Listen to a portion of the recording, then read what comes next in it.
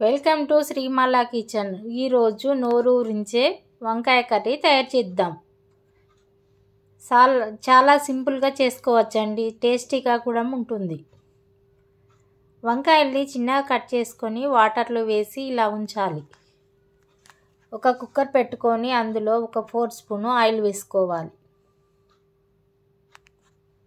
4 spoon oil వేసి 1 spoon ఆవాలు, 1 spoon జీలకర్ర, 1 స్పూను మెంతులు వేసుకోవాలి.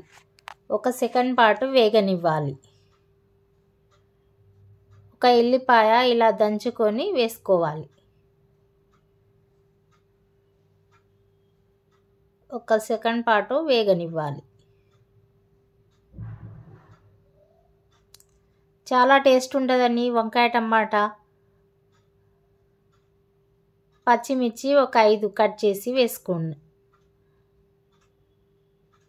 పచ్చిమిర్చి కొంచెం వేగేదాకా ఉంచాలి, 1 నిమిషం పాటు.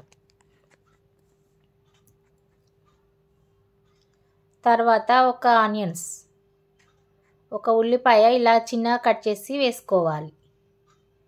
ఉల్లిపాయ కూడా ఒక నిమిషం పాటు వేగనివ్వాలి.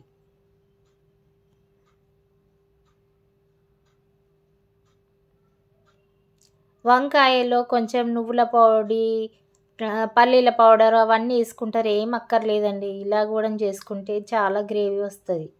టమాటా వేస్తాం కాబట్టి చాలానే ఉంటుంది గ్రేవీ. ఆ మసాలాలు అంతా అవసరం లేదండి.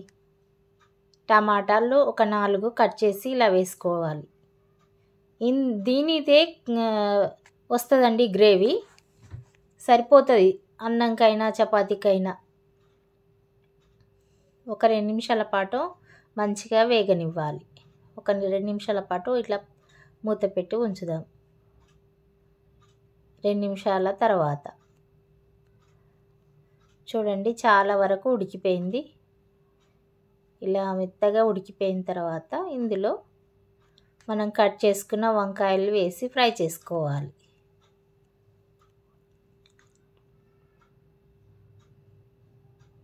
ఇదే చాలా గ్రేవీ వస్తుందండి. ఇందులో మళ్ళీ పల్లీల పౌడర్ అవన్నీ ఏం అక్కర్లేదండి. 1 స్పూను పసుపు వేసిన. ఎక్కువ మసాలాలు తిన్నా కానీ డైజెషన్ కాదండి. ఇలా లైట్గానే చేసుకొని తినాలండి. చూడండి, వంకాయలు ఇలా వాటర్లో వేసి పెట్టిన నల్లబడకుండా ఉండడానికి.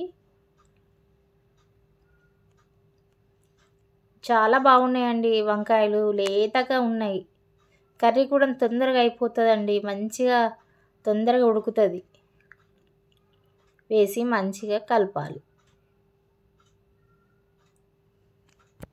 ఇలా వంకాయ ముక్కలన్నీ వేసి మంచిగా మిక్స్ చేయాలి. తొందరగా మగ్గిపోతుందండి, ఎక్కువ టైం ఏం తీసుకోదు. లేతగా ఉన్నాయి కాబట్టి తొందర అవుతుంది. చాలా వరకు సగం వరకు ఉడికిపోయిందండి. చూడండి, చిన్ననే కట్ చేసుకోవాలండి వంకాయలు. 1 స్పూను సాల్ట్ వేస్తున్నా. సాల్ట్ వేసి కలపాలండి. ఒక 2 నిమిషాల పాటు ఉడకనివ్వాలి.